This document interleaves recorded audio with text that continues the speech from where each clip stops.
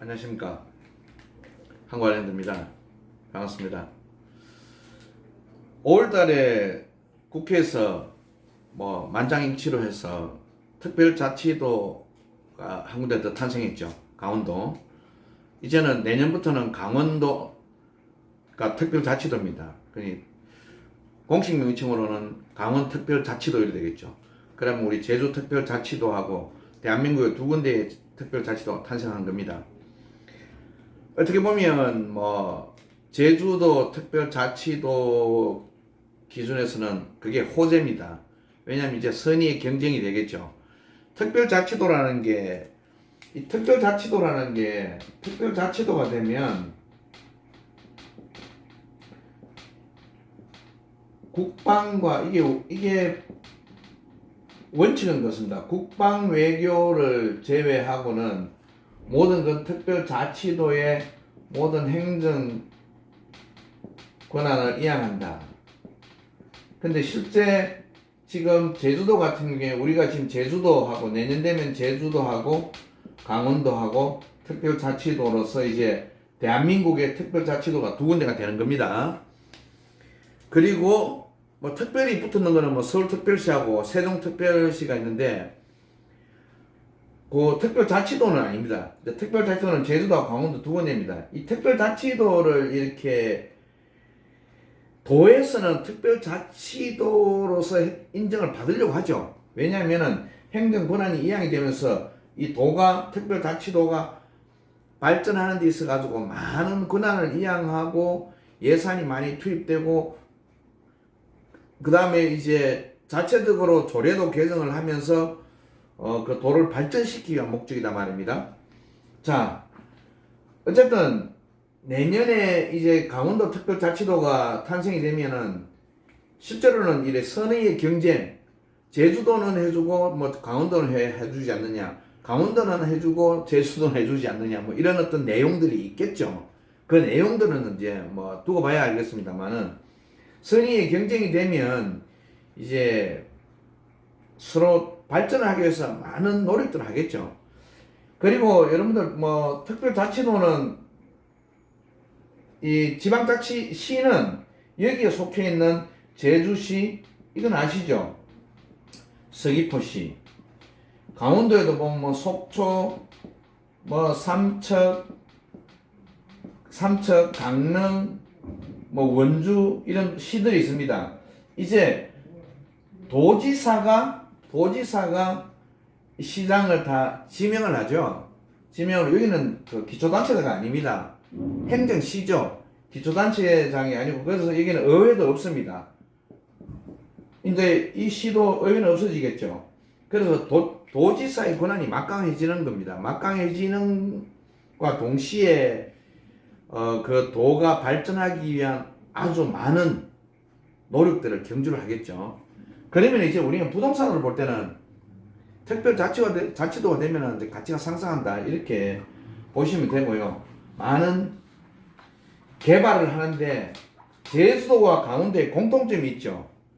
공통점은 뭐냐면은 절대로 자연을 훼손하지 않는다. 훼손하지 않는 상태에서 많은 이 도의 발전을 위해서 많은 이제 정책을 입안하겠죠. 그죠?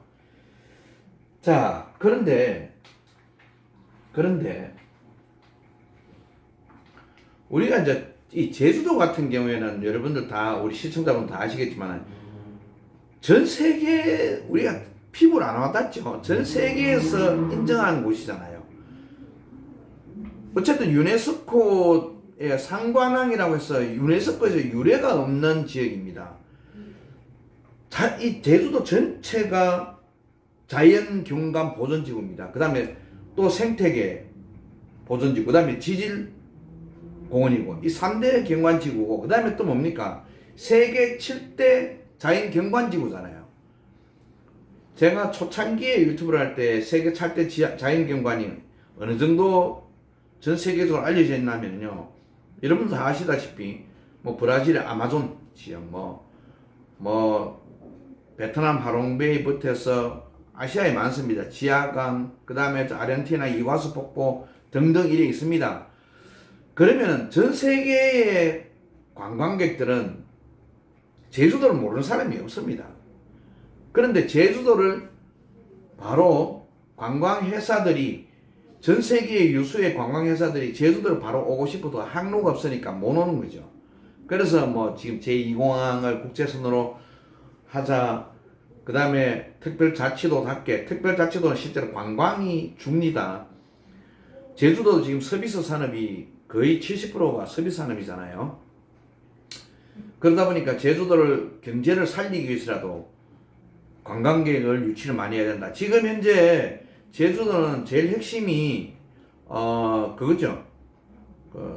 지금 2030년도까지 예산마다 해마다 예산이 1순위, 2순위, 3순위에 있으면 조 단위로 투입되는 곳이 뭐냐면 이 인프라입니다. 인프라. 뭐 오수관, 공공오수관부터 해서 하수처리 시설부터 해서 지금은 아주 열악해요. 근데 조금씩 발전해 나가겠죠. 그죠?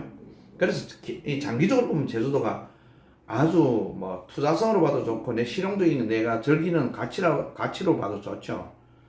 그래서 그런 부분을 봤을 때 제주도는 아주 미래 지향적인 입장에서 시점에서 보면 미래 비전이 있다 이렇게 보시면 되고, 인구도 우리가 팩트로 가지고 이야기해야 돼요. 사실 인구가 우리가 감소하고 있지만 유일하게 제주도는 조금씩 증가하고 있습니다. 그 이유는 뭐 여러분들이 실제 여러 자료를 찾아보도 보시면 아실 겁니다. 자, 그리고 이 특별자치도 제가 설명했습니다. 특별자치도의 장점을 제가 설명했습니다. 이 미래에 가치가 있다 이렇게 설명했고, 두 번째는 뭐냐면요, 우리가 부동산 개념으로 한번 봅시다. 지금 뭐냐면은 각 서울이든 뭐 대도시든 간에 제주도도 마찬가지입니다.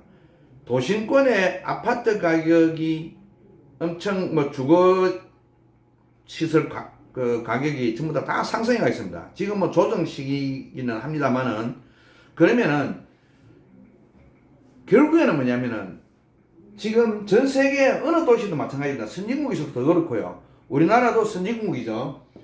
여러분들 이야기 들어보셨을 겁니다. 도심 공동화 현상.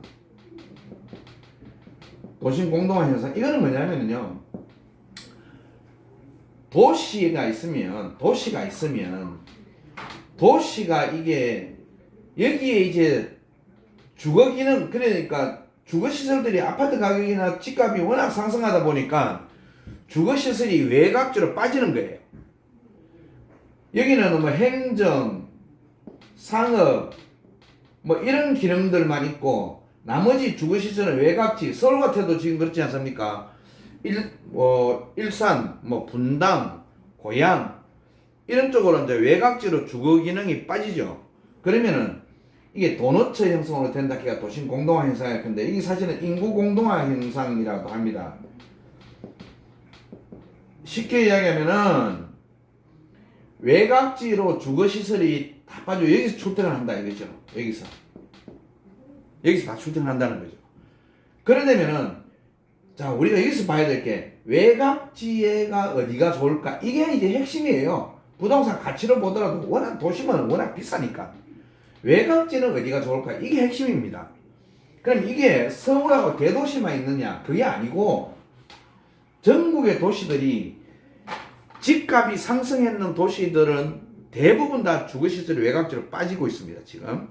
그래서 도심 공동화 현상이 일어나고, 그러면은 이 도심 공동화 현상 같은 경우에 자 한번 봅시다. 그러면은 우리가 부동산 관점으로 보면, 자, 이게 우리 두 가지로 생각하네요. 내가 땅을 샀는데 이게 투자 가치하고 내가 사용하는 실용 가치하고 두 가지를 봅니다. 두 마리 토끼를 보는 거죠. 그러면은 제일 중요한 건 이 실용 가치가 제일 중요하다. 내가 어떻게 사용할 것인가, 내 목적이 무엇인가, 이게 제일 중요하고요. 투자 가치성은 실용 가치성이 있으면 투자 가치성이 있는 겁니다. 그런데 이 투자 가치성은 제가 방금 말씀드린 대로 주변에 도시가 중심이 있으면은 이 주변에 우리가 베드타운이라고도 그럽니다. 이걸 주거 기능은. 주거 기능이 이 주변에 있음으로써 이 주거 기능 시설이 어디가 좋냐? 그럼 이거는 투자 가치가 있는 거죠. 그리고 실용 가치도 있습니다. 그런데 제주도는 여기다 플러스 또 뭐가 있냐면은 실용 가치가 실제로 수익형이 플러스 알파가 되는 거예요. 제주도만큼 이래 한 달 살기, 보름 살기, 뭐 6개월 살기, 1년 살기가 엄청나게 이래 성행하는데 잘 없죠. 전국에 잘 없습니다. 제주도는 실제로 사계절 내내 사계절 관광지잖아요. 그래서 뭐 보름 살기, 한 달 살기, 6개월 살기, 1년 살기를 제가 늘 말씀드리듯이 내가 그러면은 이 주변에 어떻게 해서 어디에 땅을 사야 될지 이제 어느 정도 컨셉이 잡힐 겁니다. 그래서 어디에 내가 땅을 사서 투자 가치와 실용 가치 그리고 전국에 없는 이 수익형까지 제주도 어디에 땅을 사야 될지 자 여러분들 제가 화면을 보고 잠시 한번 설명을 드려보겠습니다. 자 제주도 지도입니다. 제가 우리 고객분들하고 상담을 뭐 자꾸 요청하시는 분이 많은데 제가 다 상담을 못 해드려 죄송합니다. 저도 뭐 개인 사생활 있고 뭐 업무적으로도 바쁘다 보니까 가능한 제가 상담을 할 수 있도록 노력하도록 하겠습니다. 자 여기 보시면요 여러분 땅을 이래 매입하실 때 제주도에 이건 어느 도시도 마찬가지입니다. 자 이걸 한번 볼게요. 지적 편집도 이렇게 한번 보겠습니다. 여기 보시면 요 초록색으로 녹색으로 연두색으로 이렇게 된 데가 자연 녹지입니다. 자연 녹지. 여기 자연 녹지. 자연 녹지. 제주시 전체가 또 자연 녹지. 요게 자연 녹지. 연두색으로 돼 있죠. 그 다음에 부도심들 있죠. 성산. 성산도 요 부도심이 크죠. 자, 여기도 자연 녹지. 자, 구자에 보면은 김영, 함덕 이쪽에 또 여기에 또 도심권이 있습니다. 자연 녹지. 자, 제주시도 봅니다. 자, 무슨 말이냐면은요. 애월 자연 녹지. 모설포 자연 녹지. 이 공통점이 뭡니까? 도심권은 다 자연 녹지입니다. 자연 녹지고 그리고 여기 이제 한라산을 중심으로 해서 여기는 대부분 다 여기는 농림지역이고 농림지역이면서 등급이 다 여기는 다 1등급, 2등급 개발이 안 되는 쪽이죠. 자, 이렇게 보고 난 뒤에 제가 하나 설명을 드리겠습니다. 근데 보시면요. 우리가 땅을 살 때 고객분들이 이래 그런 이야기를 하십니다.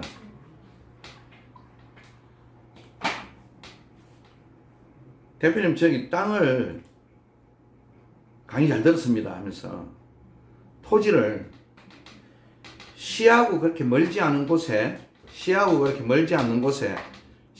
뭐 서귀포시 안에 계획관리지역 건폐율 높은 걸 이렇게 이야기합니다. 제주시에서 멀지 않은 곳, 애월에서 멀지 않은 곳, 뭐 대전, 모설포에서 멀지 않은 곳 대부분 다 뭡니까? 멀지 않은 곳은 다 잔혹. 건폐율 몇 프로입니까? 20%죠. 그러면은 하나를 얻으면 하나를 잃겠죠. 당연히 가격도 도심권이기 때문에 도심권은 다 자연녹지입니다. 자연녹지이기 때문에 하나를 잃으면 하나를 얻고 하나를 얻으면 하나를 잃잖아요. 그러면 가격은 비쌉니다. 도심권이기 때문에. 도심권에 계획관리지역 찾아달라고 하면은요. 도심권 안에는 잘 없습니다. 같이 붙어있는 땅도 대부분 다 잔혹이 아니면 주거지역으로 가야죠. 비싼 땅. 일반 주거지역으로. 이렇게 가야 됩니다. 땅은요, 일단 우리가 농지를 기준으로 하더라도, 건폐율이 높으면 가격이 좀 더 비쌉니다.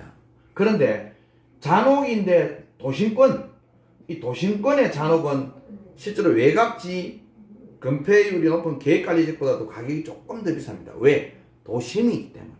도심하고 같이 붙어있기 때문에. 이해되십니까? 그리고 이거는 이해를 하셨을 것이고 그러면 땅을 어떻게 살 것인가 계획이 잡히겠죠. 그러면 아까 제가 말씀드린 대로 도심 공동화 형상 지금 전국의 모든 시권에 있는 아파트 가격들이 만만치가 않습니다. 주거 가격이. 그러면 거기에서 출퇴근이 가능한 이 베드타운, 여기에서 제주도도 여기 지역으로 가야 되고, 여기에서 이제 투자 가치, 내가 도심권에 가는데 몇 분 걸리느냐, 그 다음에 실용 가치, 내가 사용하는데 목적, 그 다음에 수익형. 제주도 같은 경우에는 유일하게 제주도 같은 경우에는 이게 세컨하우스나 집을 지어도 수익형을 활용할 수가 있는 데입니다. 사계절 내내. 자, 요렇게 해서 여러분들 땅을 나무만 보지 마시고 숲을 보셔야 돼요. 제가 또 다시 화면 한번 보면서 설명을 드리겠습니다. 자, 이 도시 지형도로 보면은 이렇게 나오는 거 이제 보셔서 아실 겁니다. 자, 그러면 여기서 지적 편집도 지형도를 한번 보겠습니다. 편집도는 끄고요. 이래 보시면, 자, 제주도를 한번 봅시다. 여러분, 제주도 보면 여기 보면은요, 여기 볼록볼록하게 보이죠? 점처럼. 이게 다 뭐냐면은 자연입니다. 자연에서 훼손되지 않는 오름입니다. 오름. 오름이 대부분 다 어디에 있냐면은 동북 쪽에 많이 있죠. 동북 쪽에 많이 있는데, 자, 이 오름이 있으면은 다른 거는 몰라도 확장성, 도시가 뻗어나가는데 팽창하는데 확장성이 좀 떨어진다고 보시면 되겠죠. 하지만 그래도 워낙 지역이 넓기 때문에 저기 김영하고 함덕, 조천 쪽에는 또 이게 보면은요, 오름이 없어요. 물론 해안가 쪽에는 오름이 별로 없습니다. 있는 데는 좀 이렇게 있지만은, 그래서 이렇게 참고로 보시고, 그 다음에 여기도 보십시다. 제가 이제 또 대정을 많이 추천한 이유도 있습니다. 여기 보시면 오름이 없죠. 도심의 확장성이 좋다, 이렇게 보시면 되고요. 중산간 쪽에 물론 오름이 많습니다만은 다시 화면을 돌리겠습니다. 지금 이제 제가 도심공동화 부분은 설명드린 건 뭐냐면, 이제 이게 너무 이 주거시설들이 부족하고, 또 주거시설이 새롭게 아파트나 이렇게 재개발 재건축이다 이래서 만들어지고 나면 가격이 더 비싸니까 이제 도심공동화 현상을 이야기 드리는 거고요. 그래서 제주도 같은 경우에는 우리가 제주시 옆에 제주도가 여기 있으면은 제주시, 서귀포시가 있으면은 여기 구제주, 신제주, 여기도 신서귀포, 구서귀포, 신서귀포 이렇게 되어 있잖아요. 혁신도시, 이거는 혁신도시 중심인데, 지금 이제 한참 이쪽으로 뻗어나간다고 그죠? 근데 어떤 분들은 또 이렇게 제가 설명을 합니다. 여기가 나아요? 저는 제 개인적인 생각입니다. 저 개인적으로는 신서귀포 쪽에서 이렇게 좀 더 뻗어나가야 되기 때문에 좀 여기가 낫지 않을까. 그런데 또 남원하고 여기도 또 좋아요. 우리가 제주시 같은 경우에도 뭐냐면은 신제주 쪽으로는 뻗어나가서 가격이 비싸요. 그러면은 구제주 쪽에 보면 어차피 옛날 도심은 좀 이래 인프라 부분이 형성되어 있는 게 도로막도 도로 폭도 그렇고 좁다 보니까, 이게 지금 제주도 뜨고 있는 게 이쪽에 화북지구라는 데 있죠. 구제주권이면서도 여기는 또 열로 뻗어나갑니다. 이게를 뻗어나가면서 구제주 쪽에 화북 같은 경우는 또 도로망이라든지 실제 신주거단지죠. 그래서 이 구제주권이라도 여기는 뻗어나갈 폭이 많다. 여기는 신제주권은 뻗어나가는데 너무 한계가 있다. 애월까지 지금 다 뻗어나가 있잖아요. 외도동까지. 여기는 또 뭐냐면은 구서귀포가 있지만은 또 신서귀포 이쪽으로 뻗어나가지 않겠나. 여러분들 이런 것도 내용을 해가 종합적으로 보시면 되는 겁니다. 그래서 상담을 하실 때도 우리가 자 정리를 해봅시다. 1. 투자가치, 2. 실용가치, 3. 제주도만 가지고 있는 유일한 수익성. 한 달 사이 이거는 하시는 좋습니다. 그 다음에 네 번째는 뭐냐면은 가격이죠. 가격은 여러분들 이게 딱 정해지고 난 뒤에 가격을 이야기해서 처음부터 가격 가지고 이야기하면은 그거는 땅을 이렇게 사는 방법이 틀린 거죠. 그래서 이렇게 정리를 해서 여러분들이 상담도 하시고 나무만 보지 마시고 전체 숲을 보면서 제주도에 접근을 하시고 앞으로 이런 어떤 과정들로 해가지고 예산이 많이 투입됩니다. 그리고 이 팩트고 그 다음 인구도 증가되는 것도 지금 팩트고 그렇습니다. 그래서 여러분들에게 제주도에 계획을 잡고 계신 분들한테 좋은 어떤 강의 내용이 됐으면 좋겠습니다. 오늘 여기까지 하고 마치겠습니다. 긴 시간 강의 들어주시고 감사합니다. 구독과 좋아요는 우리가 또 좋은 정보를 주고받는데 지름길이 됩니다. 자, 한국 관련됐습니다. 감사합니다.